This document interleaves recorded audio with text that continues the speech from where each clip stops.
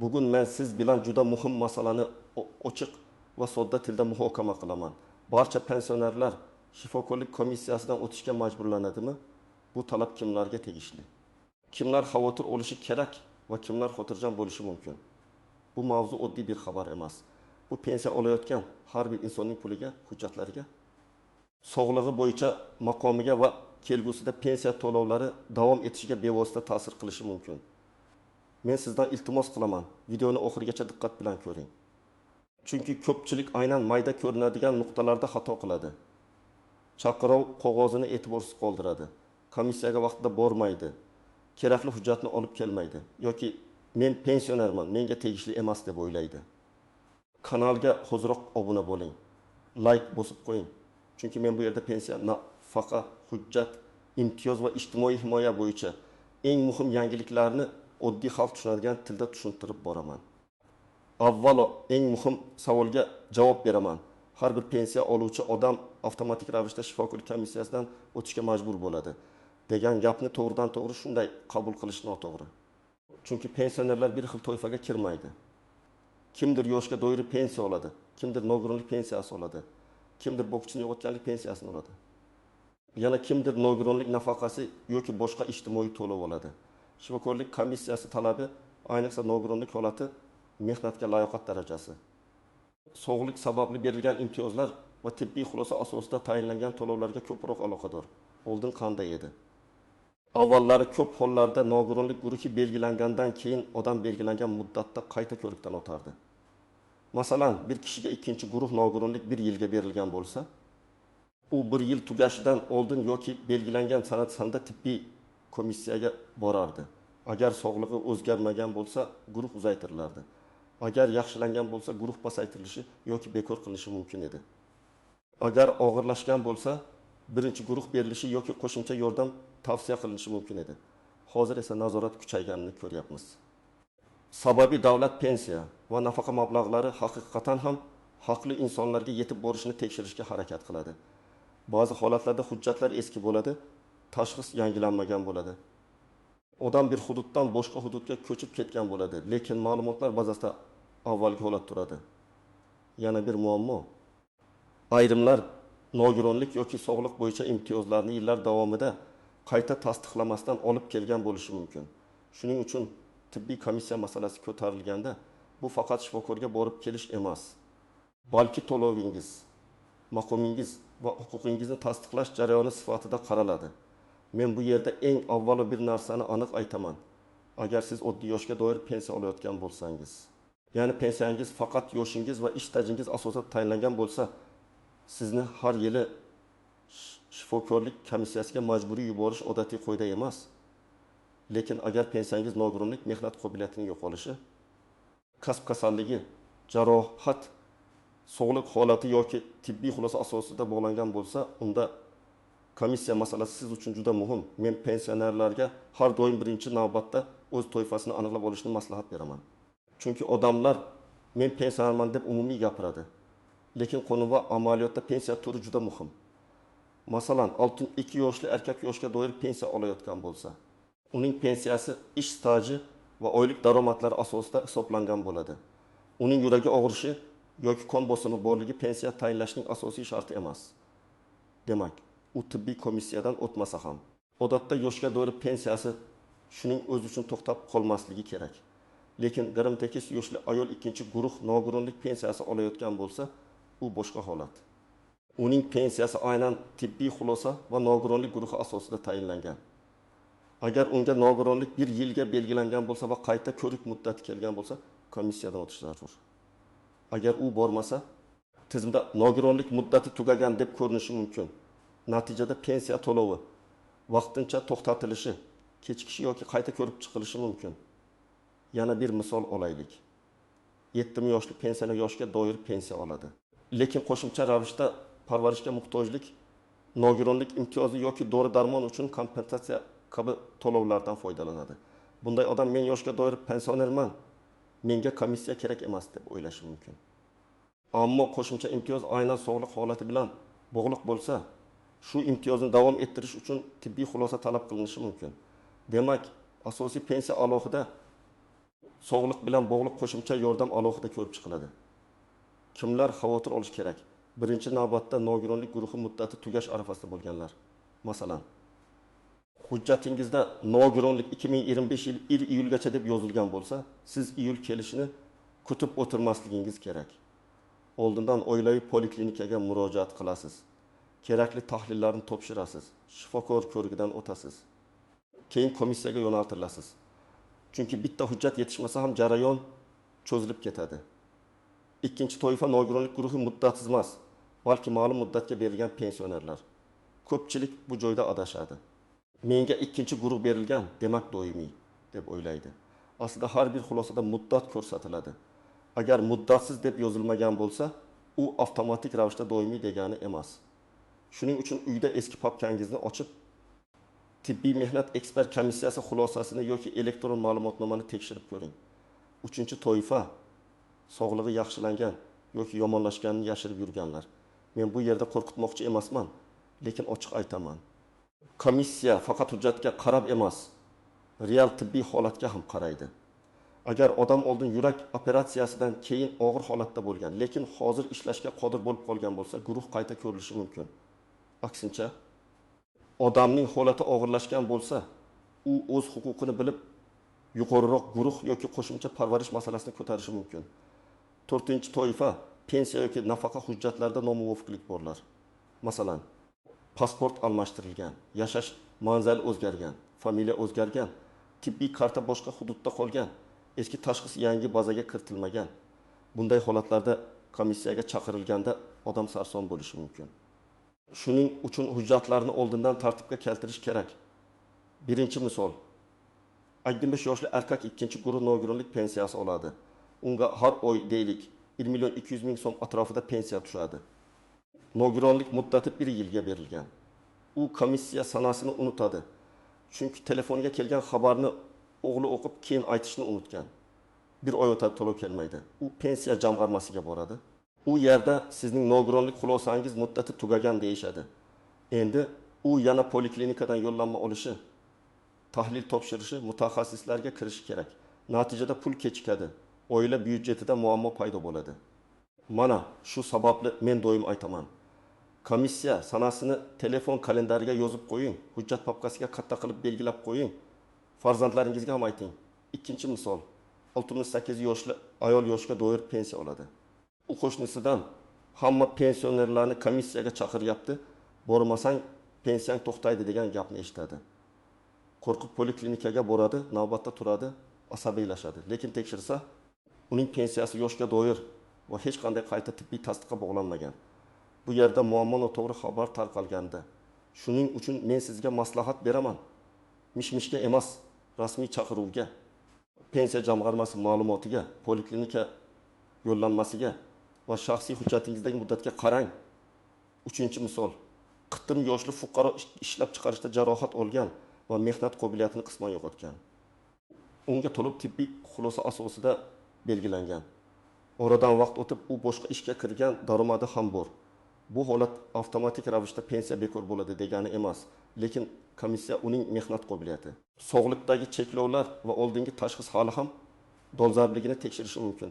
Agar hujjatlarni to'g'ri tayyorlasa, shifokor tavsiyalarni ko'rsatsa, muammo kamayadi.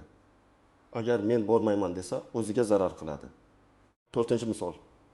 75 yoshli otaxon yoshga doir pensiya oladi. Lekin birinchi guruh nogironligi ham bor. U doimiy parvarishga muhtoj. Farzandlari boshqa viloyatda ishlaydi. Komissiyaga chaqirib kelsa, uni olib borish qiyin. Bunday vaziyatda oilasi oldindan poliklinika va mas'ul idoraga murojaat qilib, holatni tushuntirish kerak. Ba'zi og'ir holatlarda uyda ko'rikdan o'tkazish, tibbiy hujjatlar asosida ko'rib chiqish yoki alohida tartib masalasi ko'tarilishi mumkin. Eng katta xato indamay o'tirish. Indamasangiz tizim sizni kelmadi deb ko'rishi mumkin. Agar sizning pensiyangiz faqat yoshga doir bo'lsa, ish staji va pensiya yoshi asosida tayinlangan bo'lsa, sizga hech qanday rasmiy chaqiruv kelmagan bo'lsa, tibbiy xulosa muddati degan masala bo'lmasa, vahimaga tushmang. Lekin baribir hujjatlaringizni tekshirib qo'ying. Chunki ba'zan odam asosiy pensiyani yoshga doir oladi, lekin biror qo'shimcha imtiyoz yoki kompensatsiya sog'liq holati bilan bog'langan bo'ladi.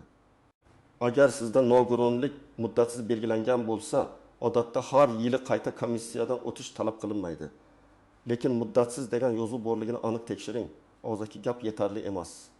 Eski xulosani yo'qotgan bo'lsangiz, pensiya jamg'armasi, tibbiyot muassasasi yoki tegishli elektron xizmatlar orqali ma'lumotni tiklashga harakat qiling. Chunki hujjatsiz odam o'z haqqini isbotlashda qiynaladi. Agar siz komissiyadan yaqinda o'tgan bo'lsangiz va yangi xulosa tizimga kiritilgan bo'lsa, yana chaqiruv kelganida sababini so'rang. Balki ba'zida texnik xatolik bordir. Balki qo'shimcha hujjat kerakdir. Balki boshqa idora ma'lumotni yangilamagan bo'lishi mumkin.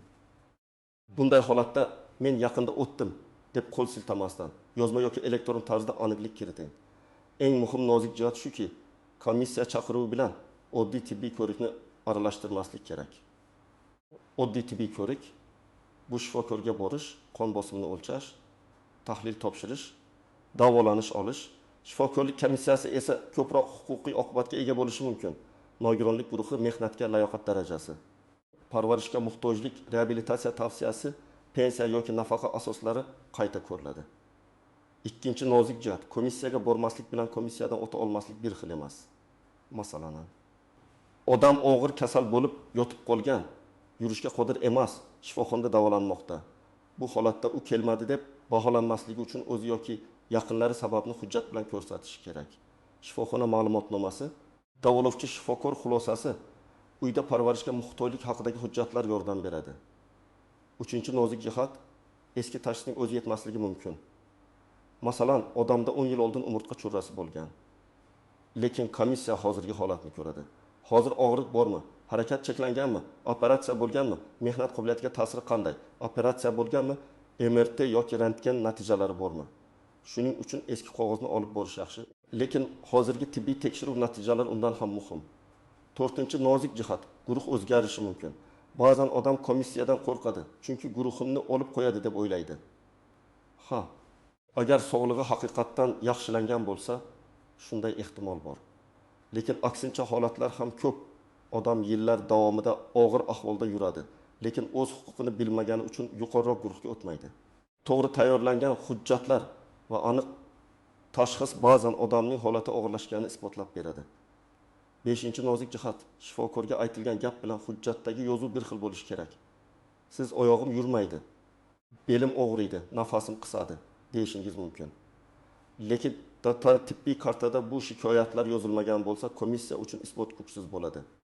Shuning uchun shifokor qabulda shikoyatlaringizni aniq ayting va kartaga kiritilganini tekshiring. Uyalmang, tortinmang, doktorning vaqti yo'q deb indamay chiqmang. Bu sizning huquqingiz. 6-nozik jihat. Qaror bilan rozi bo'lmasangiz, uni shunchaki ichingizda qabul qilib ketmang. Agar komissiya xulosasi sizning real holatingizga mos kelmayapti deb hisoblasangiz, yuqori turuvchi komissiyaga yoki belgilangan tartibda shikoyat qilish huquqingiz bor. Bunda hissiyot bilan emas, hujjat bilan gapirish kerak. Qo'shimcha tekshiruv natijalari, shifokor xulosalari, kasalxona epikrizlari, dori retseptlari, operatsiya hujjatlari muhim rol o'ynaydi. Endi men sizga aniq qadamlarni aytaman. Birinchi qadam, pensiya turini aniqlang. Pensiya daftarchasi, bank kartangizga keladigan to'lov ma'lumotlari. Pensiya jamg'armasidagi hujjatlar yoki shaxsiy kabinetingiz orqali pensiyangiz yoshga doirmi, nogironlikmi, boquvchisini yo'qotganlikmi, boshqa asoslarni shuni biling. Qo'shnim shunday dedi degan gap bilan qaror qilmang. Ikkinchi qadam, nogironlik xulosasi yoki tibbiy komissiya hujjatining muddatini tekshiring. Unda qaysi guruh, qaysi sanagacha qayta ko'rik muddati qachon, muddatsiz yoki muddatli ekani yozilgan bo'ladi. Agar hujjat yo'qolgan bo'lsa, poliklinika, tibbiy komissiya arxivi yoki pensiya jamg'armasiga murojaat qiling. Hujjatsiz yurish eng katta xatolardan biri. 3-qadam, oilaviy shifokoringizga boring. Ayniqsa komissiya muddati yaqinlashgan bo'lsa, shifokorga oldindan murojaat qiling. U sizni kerakli mutaxassislarga yo'naltiradi. Kardiolog, nevropatolog, travmatolog, endokrinolog, okulist yoki boshqa shifokorlar. Har bir kasallik bo'yicha tekshiruv alohida bo'lishi mumkin. Masalan, yurak kasalligida EKG, UZI, kardiolog xulosasi kerak bo'lishi mumkin. Qandli diabetda endokrinolog xulosasi tahlillar. Asoratlar bo'yicha ma'lumotlar kerak bo'ladi. Ko'z kasalligida ko'rish darajasi aniq o'lchanadi. To'rtinchi qadam hujjatlar papkasini tayyorlang. Men odatda quyidagi hujjatlarni yig'ishni maslahat beraman. Pasport yoki ID karta. Pensiya hujjati, oldingi komissiya xulosasi, ambulator karta ma'lumotlari, kasalxonadan chiqish varaqalari, operatsiya hujjatlari, tahlil natijalari, shifokor xulosalari, doimiy ichadigan dorilar ro'yxati. Nogironlik bilan bog'liq reabilitatsiya vositalari bo'lsa, ularning hujjatlari. Agar parvarishga muhtoj bo'lsangiz, buni tasdiqlovchi ma'lumotlar ham kerak bo'ladi. 5-qadam, chaqiruv yoki yo'llanmani e'tiborsiz qoldirmang. Agar sizga SMS kelsa, telefon orqali aytilsa yoki poliklinikadan chaqirishsa, sanani yozib oling. Bora olmasangiz, oldindan xabar bering. Kasalxonada yotsangiz, ma'lumotnoma oling. Uzoq hududda bo'lsangiz, hududiy idoraga murojaat qilib, qanday tartibda o'tishni so'rang. Eng yomoni umuman javob bermaslik. 6-qadam, komissiyada aniq va halol gapiring. Kasallikni bo'rttirmang, lekin kamaytirib ham ko'rsatmang. Yaxshiman deb qo'ya qolish ba'zan odamning o'ziga zarar. Masalan, siz uyda zo'rg'a yursangiz, lekin komissiyada hammasi yaxshi desangiz, ular hujjatga shuni asos qilishi mumkin. Aksincha, real hayotingizni tushuntiring. Necha metr yura olasiz? Zinadan chiqa olasizmi? O'zingiz ovqat pishirasizmi? Kiyinasizmi? Do'konga borasizmi? Dori ichmasangiz nima bo'ladi? Qancha vaqtda shifokorga borasiz? 7-qadam, qarorni oling va nusxasini saqlang. Komissiyadan keyin xulosa yoki qaror elektron tizimga kiritilishi mumkin. Lekin sizda ham nusxa yoki ma'lumot bo'lishi kerak. Sanasini yozib qo'ying. Keyingi qayta ko'rik muddati bo'lsa, uni alohida belgilang. Har bir hujjatni bitta papkada saqlang. Farzandlaringiz yoki ishonchli yaqinlaringizga qayerda turganini ayting. 8-qadam, agar to'lov to'xtasa yoki kechiksa, vahima qilmasdan sababini aniqlang. Bank aybdormi? Pensiya jamg'armasi bazasida muammo bormi? Tibbiy xulosa muddati tugaganmi? Hujjat yangilanmaganmi? Shuni bilish kerak. Og'zaki gap bilan chexlama, imkon bo'lsa yozma murojaat qiling. Murojaatda ism, familiya, pasport ma'lumoti, yashash manzili, telefon raqami, pensiya turi, muammo sanasi va talabingiz aniq yozilsin. Masalan, nogironlik pensiyam falon oydan beri to'lanmayapti. Sababini tushuntirib, to'lovni tiklash tartibi haqida yozma javob berishingizni so'rayman. Yana bir muhim maslahat, farzandlar va yaqinlar pensioner ota-onasining hujjatlariga befarq bo'lmasin. Ko'pincha keksa odam SMSni o'qiy olmaydi. Muddatni esdan chiqaradi. Poliklinikaga borishga qiynaladi. Bir kun vaqt ajratib hujjatlarni ko'rib chiqsangiz, keyin bir necha oy sarson bo'lishning oldini olasiz. Ayniqsa nogironligi bor, yolg'iz yashaydigan, eshitishi yoki ko'rishi yomonlashgan pensionerlarga yordam kerak. Men sizni 3 ta katta xatodan ogohlantiraman. Birinchi xato, hammani majbur qilishyapti degan umumiy gapga ishonish. Har bir holat alohida. Sizning pensiyangiz nimaga asoslanganini bilmasdan qo'rqish ham, beparvo bo'lish ham noto'g'ri. Ikkinchi xato, pullik vositachilarga ishonish. Men komissiyadan o'tkazib beraman, guruhingizni saqlab qolaman, hujjatni hal qilib beraman degan odamlar uchrashi mumkin. Men bunday va'dalardan juda ehtiyot bo'lishni maslahat beraman. Tibbiy xulosa kasallik tekshiruv va qonuniy tartib asosida bo'lishi kerak. Noqonuniy yo'l keyinchalik katta muammo olib kelishi mumkin. 3-xato, shifokorga kech borish. Komissiya muddati ertaga bo'lsa, bugun yugurib hamma hujjatni yig'ish qiyin. Tahlil natijasi vaqt oladi. Mutaxassisga navbat bo'ladi. Eski karta topilmasligi mumkin. Eng to'g'ri yo'l muddatdan kamida 1 oy oldin tayyorgarlikni boshlash. Yana bitta nozik masala bor. Agar odamning sog'lig'i og'irlashgan bo'lsa, u faqat komissiya chaqiruvini kutmasligi kerak. O'zi ham shifokorga murojaat qilib, qayta baholash masalasini ko'tarishi mumkin. Masalan, oldin 3-guruh bo'lgan, lekin keyin insult o'tkazgan, yura olmay qolgan, doimiy parvarishga muhtoj bo'lgan. Bunday holatda muddati kelmaguncha kutaman deyish to'g'ri bo'lmasligi mumkin. Sog'liqdagi o'zgarish hujjatlar bilan tasdiqlansa, qayta ko'rib chiqish uchun asos bo'lishi mumkin. Demak, asosiy fikr shunday: barcha pensionerlar bir xil tartibda shifokorlik komissiyasidan o'tishga majbur deb vayma qilish kerak emas. Lekin pensiyangiz yoki qo'shimcha to'lovingiz sog'liq holati, nogironlik guruhi, mehnatga layoqat yoki tibbiy xulosa bilan bog'liq bo'lsa, komissiya masalasini juda jiddiy qabul qiling. Muddatni tekshiring, hujjatlarni tayyorlang, oilaviy shifokorga vaqtida boring. Chaqiruvni e'tiborsiz qoldirmang va har bir qarorning nusxasini saqlang. Men ekspert sifatida sizga eng muhim maslahatni beraman. pensiya masalasida og'zaki gapga emas, hujjatga qarang. Sizning huquqingiz ham, majburiyatingiz ham hujjatda ko'rinadi. Agar nimadir tushunarsiz bo'lsa, pensiya jamg'armasi, poliklinika yoki tegishli rasmiy idoradan aniq javob oling. Shunda na to'lovingiz kechikadi, na keraksiz sarsonlik bo'ladi. Sizning hududingizda pensionerlarni komissiyaga chaqirish holatlari bormi? Sizga yoki yaqinlaringizga shunday xabar kelganmi? Izohlarda yozib qoldiring. Men keyingi videolarda eng ko'p uchrayotgan savollarga alohida javob beraman. Videoni foydali deb bilsangiz like bosing, yaqinlaringizga yuboring va kanalga obuna bo'ling. Bu ma'lumot ayniqsa pensioner ota-onasi bor oilalar uchun juda muhim.